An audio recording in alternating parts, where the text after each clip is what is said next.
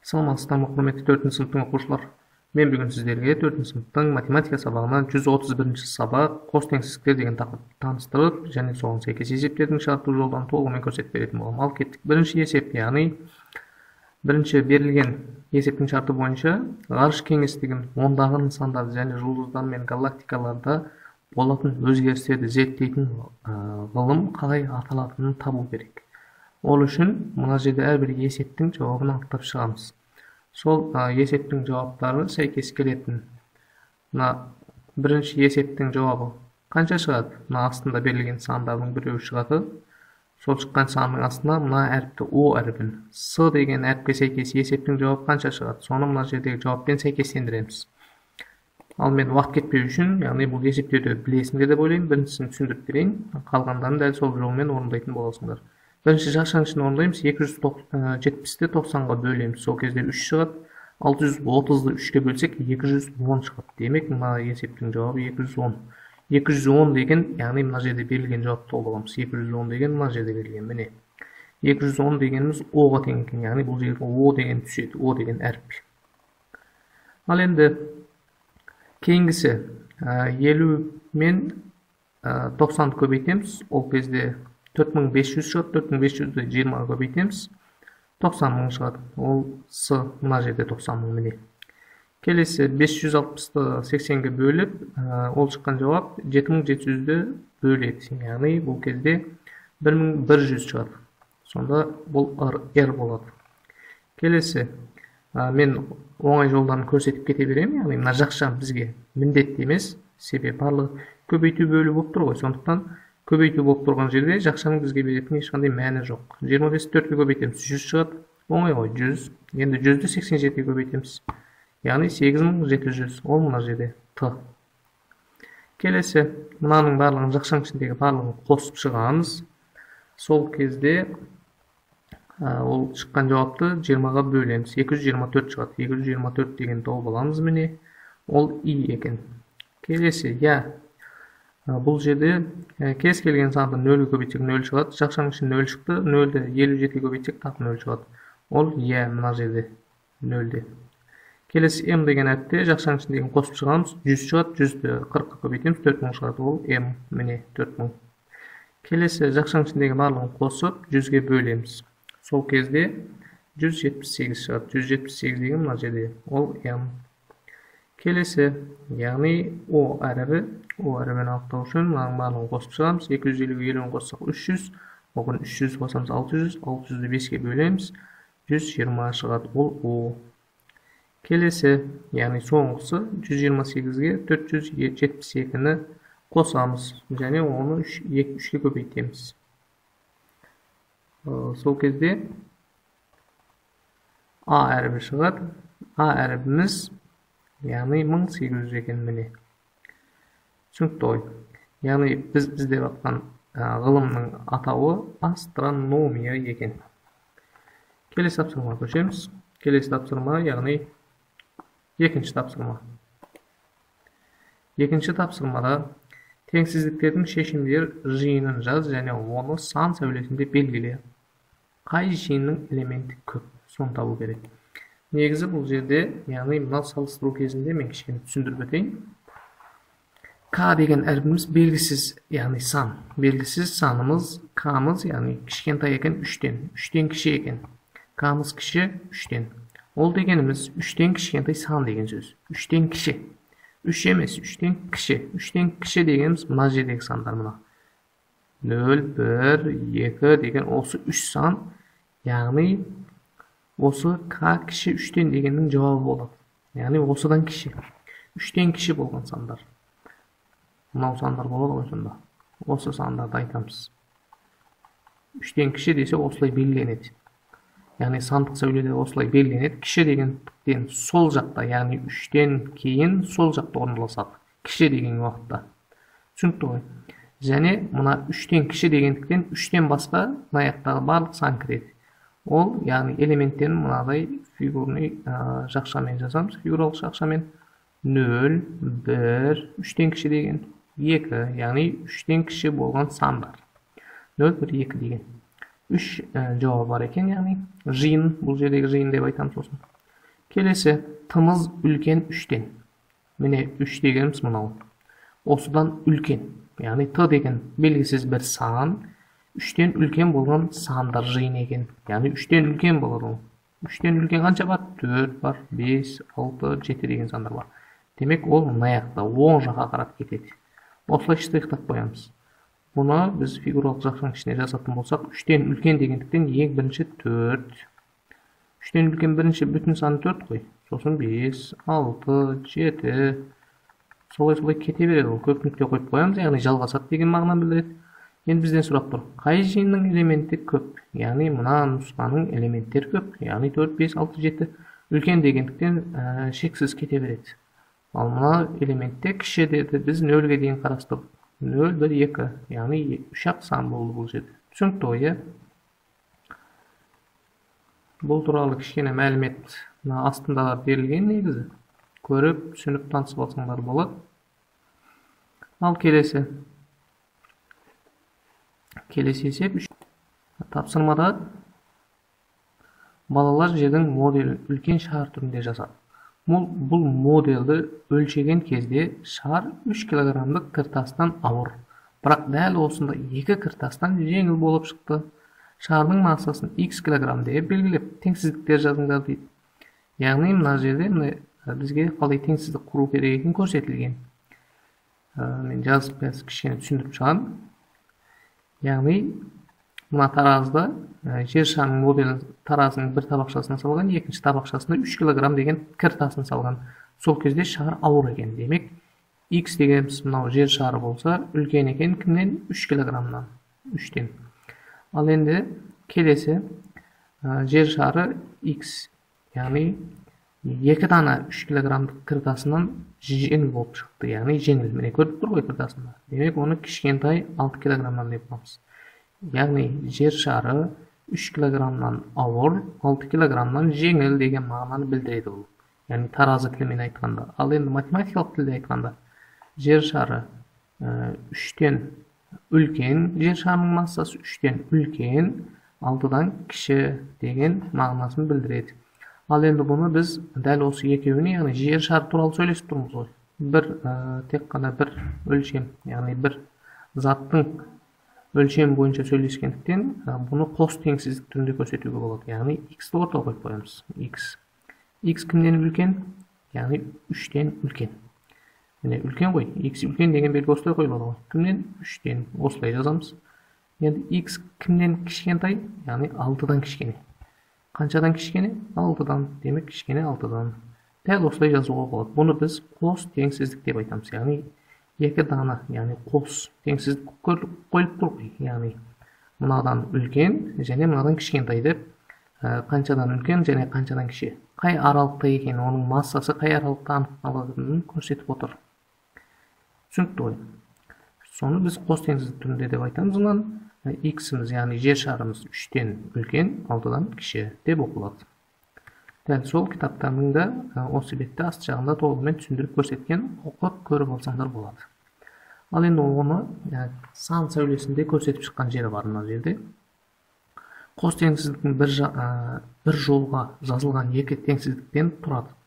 Сен бұл теңсіздіктердің шешімдерін сан сәулесінде көре аласың деп көрсетілген. Осылай сан сәулесінде көруге болады. Яғни, мысалы, x-іміз 3-тен үлкен және x-іміз 7-ден кіші деп қарастырамыз. Бұл олардың шешімі осы мына түрде жазылады. Бұл жерде жаңа жоғарыда көрсетіп бердім ғой. Енді осының сан аралығында көрсетіп қойған мына жерде. Яғни x-іміз кіші 7-ден кішкентай болып тұр ғой, x-іміз. X-іміз үлкен болып тұр 3-тен. Кімнен? 3-тен, яғни 3-тен үлкен, 7-ден кіші болып тұр. Яғни сол нәрсе мына жерде белгіленген. Көріп тұрғандарыңдай 3-тен үлкен десе, мысалы, мына жерден оңға қарай штрихталған бұлай. Көрініп тұр ғой, кітаптарында анық көрініп деп ойлаймын. Ал енді 7-ден кішкентай деп тұр. 7 деген мына жерде одан кішкентай болса, мынайға қарай жүреді. Сонда Бұл екеуі де қиылысқан аралық шықты. Мына жерден мына жерге дейін қиылысты. Екі жақтың, яғни жауаптары қиылысып шықты. Сонда 3-тен үлкен, 7-ден кішкентай деген жауап осы аралықтан шықты. Ол жердегі, яғни үлкен және кіші дегендіктен 3 және 7 деген жауаптар кірмейді. Яғни 3-тен үлкен болып тұр. 3 кірмейді ол жауап аралығына. 7-ден кіші деп тұр. 7-де кірмейді ол жауап аралығына. Яғни 3-тен үлкен болған сандар 4, 5, 6. 7-ден кіші болған 6, 5, 4. Яғни 3-ке дейін болғандар. 3 есептелінбейді. Солар мұның шешімі болады. Яғни мына теңсіздіктің, қос теңсіздіктің, я болмаса мынау сияқты теңсіздіктің шешімі, яғни 4, 5, 6 деген сандар екен. Оны біз мына фигуралы жақшамен көрсетіп береміз. Түсінікті ғой? Дәл солай есептер қазір төменде көрсетіледі, соларды орындаймыз.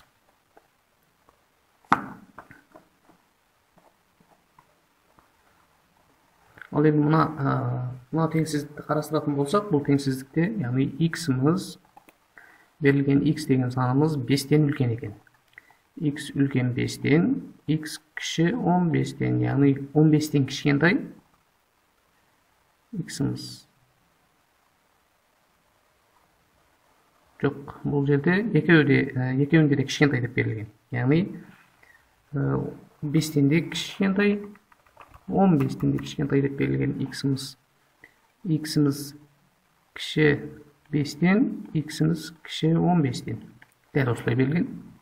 Яғни кішкентай деп берілген. Жаңа жерінде бірінші үлкен, сосын кіші деп берілбеді ғой. Бұл жерден керісі, яғни екеуіне сәйкес келмейтін шартпен берілген. X кіші 5-тен және 15-тен кіші деп тұр. Айтылған бойынша 5-ті тауып аламыз. 5-тен кіші деп тұр. Кіші деген сол жақта орналасқан сандар. Яғни мына жақта орналасқан. Кішкентай сандар көріп тұрсыңдар ғой. Сан сәулесінде. Осылар.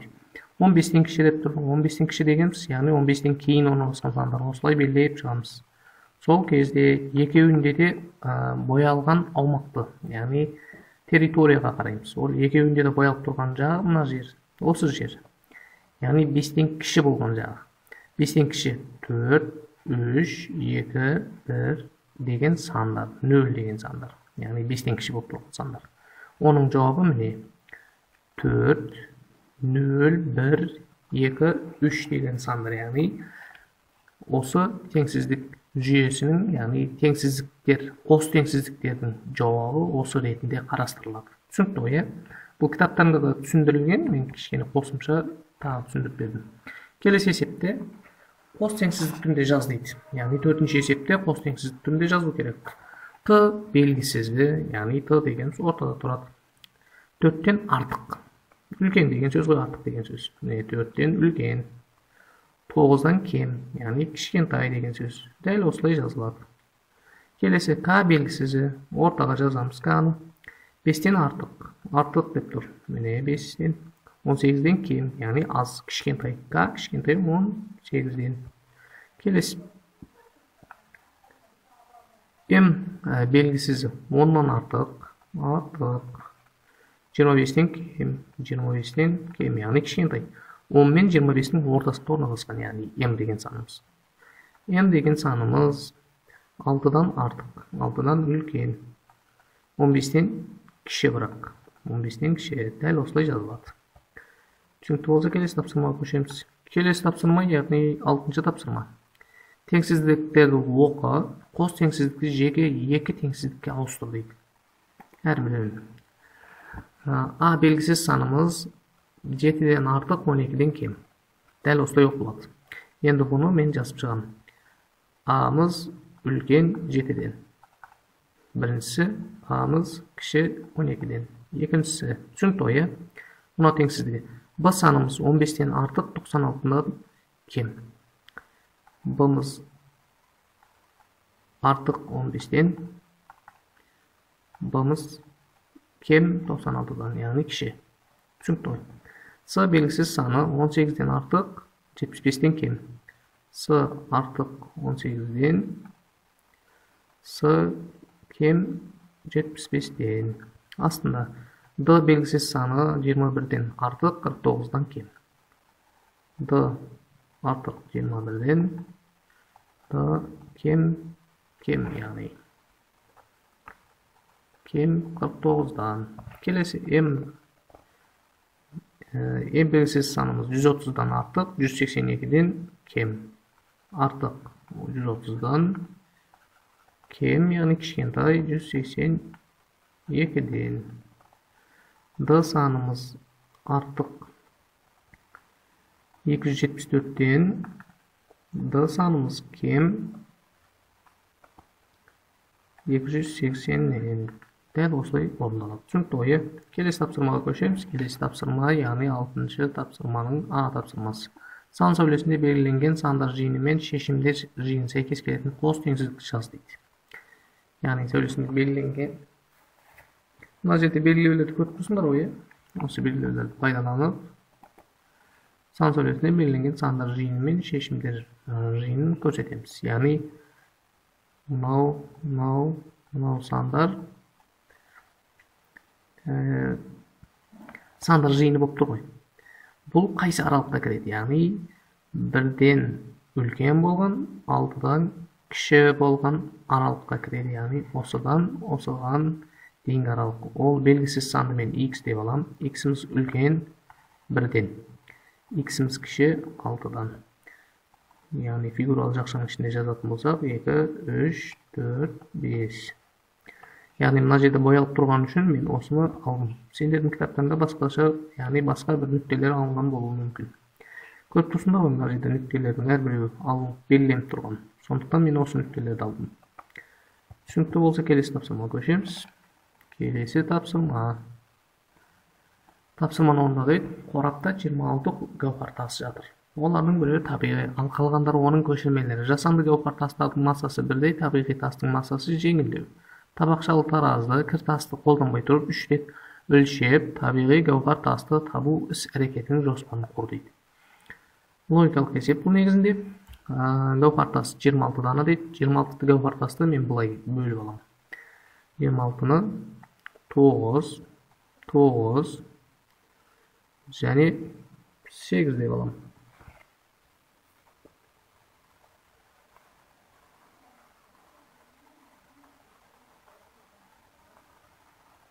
Osunday bir jolu var ýagny. Negizinde bunu başga bir joldan da orundoga bolar. Bak, men sizlerge osunday bir joldu sunam. Osunday bir jol bar, sosun tagy bir jol bar. Ol keyingi ekinçi jolu 13'den bölüp alıp. Men muna joluny gösterip bereyim. Tagy başga joluny taup жатсаңдар, sol jollaryny koldanmaga bolady. Muna jerde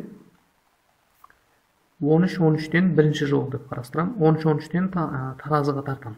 Yani tarazyň tabakçasyna salam 13-13'ten bölüp 26 goý. Sol kezde içinde yani taza gawhar tasy bar goý. Jasandy emes. Sol jasandy emes gawhar tasy mına 13'tün ya oň tamanda ya sol jagynda ornaşat. Birew gana goý ol. Şonduktan ol awur basat. Awur dedi goý jaňa. Jeňil dedim jok.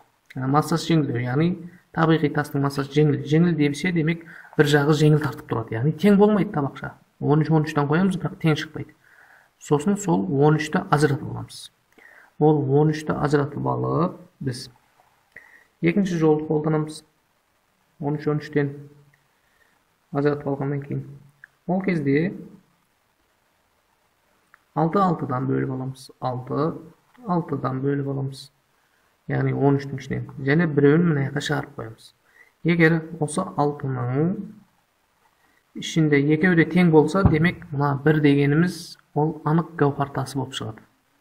Eger mına 6'nyň içinde birew jeňil bolsa, demek sonuň içinde eger mına ýekew teň bolgan jagdaýda mına birewden çygat.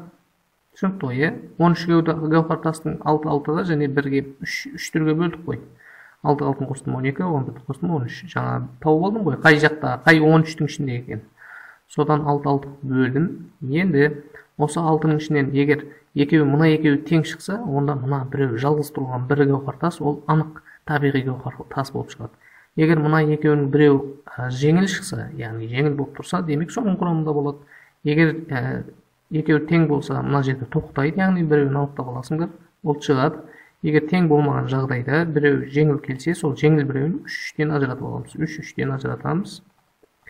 Mene 3-3'ten Яғни 6 отыр ғой. 3-3-тен ажыратамыз. Қайсы біреу жеңіл? Сол біреу ішінде, яғни соның ішінде бір гауһартас, табиғи гауһартас. Сол 3-3-тің ішінен 1-3-ті алам, жеңіл болғандықтан теңестірдім ғой тағы сол. Содан кейін 1-1-ден ажыратам, екеуін тартам, және біреуін мына жаққа шығарып қоям.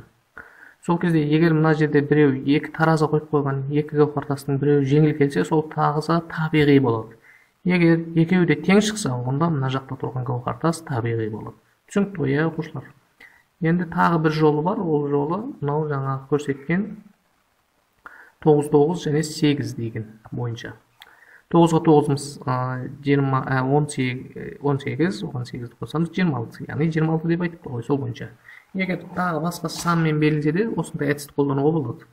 Енді осы үшеуінің ішінен 9 бен 9-ды салыстырамын. Себебін айтайын.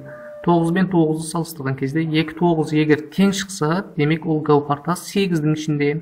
Егер мына гауһартас 9 бен 9-ды салыстырған кезде біреуі жеңіл, біреуі ауыр шықса, жеңіл шыққанның құрамында табиғи гауһартас бар деген сөз. Солай осы үшеуінің ішінен біреуін таңдап аламын. Егер 9-дың ішінен, мына 2-9-дың біреуінен шықса, яғни біреуі жеңіл болып шығатын болса, осы 9-ды бөліп аламын. 9-ды қалай бөлем? 3, 3-тен бөлем. Сол кезде мына 3-тің екеуін, яғни тек қана ішінен екеуін алып тартамын. Яғни жаңағыдай таразының екі табағына қоям. Сонда бұл жерде 2-3 тең шықса, мына сыртта тұрған 3 соның ішінде болады. Егер мына 2-3-тің біреу жеңіл шықса, демек соның ішінде болады. Яғни бір тартқан кезде де анықталады болды. Егер біреу жеңіл шықса, сол біреу болады. Егер де тең болса, онда сыртта тұрған үшеуінің ішінен шығады. Енді сол 3-тің мен бір-бірден ажыратам. 1 және 1. Тартам таразын. Тартқан кезде мына 1 мен 1 тең шықса, сыртта тұрған болады. Егер мына 1 мен 1-дің біреу, яғни бір гауһартасты мына жаққа, бір гауһартасты таразының екінші табақшасына салған кезде біреу жеңіл шықса, сол біреу, яғни анық гауһартасы болады. Түсінікті ғой. Бұл бір жолы. Енді жаңа 9-дың ішінен шыққан кезде. Енді 8-дің ішінен шығатын болса, жаңа 9 бен 9 тартып, соның ішінен қай біреу жеңіл болса, сол біреу дедік қой. Сондай жағдайдағы 9-ды қарастырдық. Енді 8-ді қарастырып көрсетейін. 8 болған кезде 8-дің ішінен 4-4 қылып ажыратып аламыз. 4 және 4-тен. Тартамыз, яғни таразының екі табақшасына қоямыз. Қайсы біреу жеңіл болса, сол біреу алынады. Соның ішінен 2-2-ден аламыз. 2-2-ден. Қайсы біреу жеңіл болады, сол біреуін аламыздағын тағы бір-бірден қоямыз. Соның ішінен жеңіл шыққан біреу табиғи гауһартасы болады. Тағы сондай жолдар көп. Ондай жолдарын қарастыруға болады. Тағы басқа жолдарды өздерің ойлап тауып. Келесі 8-ші тапсырма.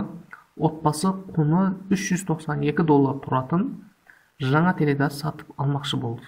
Ата-анасы егер ай сайын $28 жинап отыратын болса, жақын уақытта сатып алуға болатынын есептеді. Теледидарды сатып алу үшін қанша ай ақша жинау керек? Ол үшін не істейміз? Өздеріңде біліп тұрсыңдар. 392-ні бөлеміз 28-ге. 28-ге бөлетін болсақ,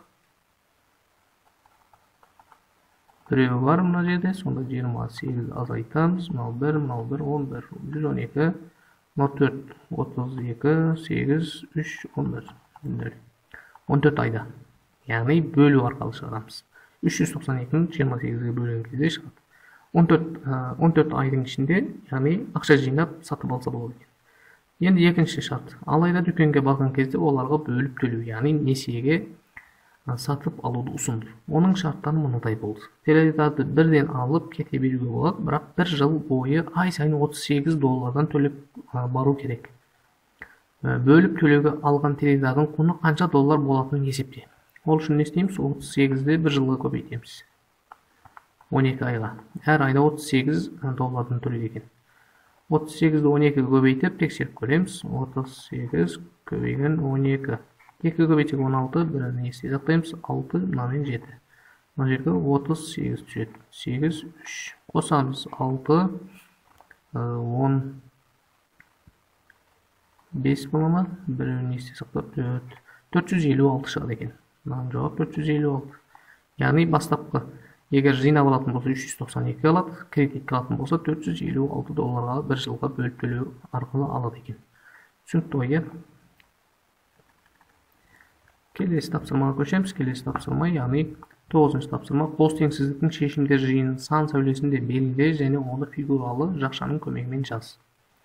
Фигуралы жақшаның көмегімен жазу керек, сан сәулесінде белгілеу керек, соның барлығын көрсетіп шығамыз. Сан сәулесінде бұлай белгілейік. Яғни біріншісini мен белгіле және оны фигура жақша. Бірінші 6-дан үлкен 12-ден кіші деп тұр. Яғни 6-дан бастаймыз. Мынау 6 болсын. 7, 8, 9, 10, 11, 12. Міне 12. Яғни осының ортасында орналасқан сандар деп тұр. 6-дан үлкен. 6-дан үлкен болғандықтан мына жаққа қарай штрихтаймыз. Кете береді. 12-ден кіші деп тұр. Демек 12-ден мына жаққа қарай штрихталады. Сонда екеуінде де штрихталып тұрған жері мына жер болады. Бұл жерден орналасқан сандар 6, 7, 8, 9, 10, 11, 12 деген сандар. Енді оның жауабы, біріншісінің жауабы бұлай болады. 6-дан үлкен болғандықтан 6-дан үлкен 5 бар, 6 бар, 7 бар. Кешіресіздер, 6-дан үлкен дегеніміз, яғни 7-ден басталады. 7, 8, 9, 10, 11-ге келіп тоқтаймыз. Себебі 11-ден үлкені кірмейді. Жауап ретінде алынбайды. Себебі 12-ден кішкентай деп тұр. 12-ден кіші 11 және 7-ге дейін. Түсінікті ғой. Келесінде дәл солай орындайсыңдар. Яғни мына жерде дәл осылай сан сәулесінде y-іміз дәл сол нәрсе беріліпті мына жерде. 12-ден 6-дан үлкен орналасып түскен дәл сол нәрсе. 7, 8, 9, 10, 11 деген нәрсе алынады бұл жерде. Келесі, мына жерде де дәл сондай y-іміз 5-тен кіші. Бұл енді сәл басқаша болып шығады екен. Сан сәулесінде белгілейік. Сан сәулесі белгілесін бұлай. Сан сәулесінің бойында 5-ті белгілейміз. Міне 5. 6, 7, 8, 9, 10. Міне 10. Y-іміз кішкене 5-тен. 5-тен кіші деген сөз, мына жақтағы сандар алынады деген сөз. 4, 3, 2 деген.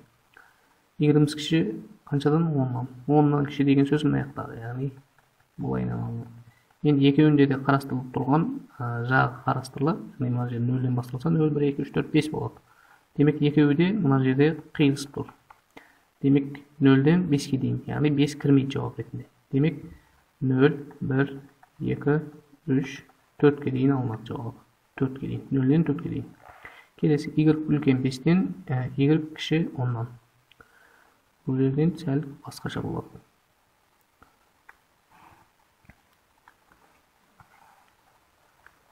Сан сәулесін сызамыз. 5-ті белгіленін. 5-тен үлкен. Бұлайына белгіленеді ол. Үлкен деген сөз оң жағындағы сандар. 10-дан кіші. 10 дегеніміз мына жерде орналасса, яғни бұлайынан кетеді. Бұлайына белгіленеді. Сонда екеуінде де ортасында орналасқан сандар, яғни екеуінде де қиылысып тұрған аралық қарастырылады. 5-тен үлкен. 6, 7, 8, 9, 10. 10 деген мына жерде белгілеп тұр, яғни. Демек 5-тен үлкен 6 бар, 7 бар, 8 бар, 9 бар. 10-дан кіші 9, 8, 7, 6. Осылар жауап ретінде қарастырылады. Демек бұның жауабы 6, 7, 8, 9 болады. Осы, яғни жауап болады осы есепте. Бүгінгі сабақ осымен тәмам оқушылар. Түсінікті болса сау болыңыздар.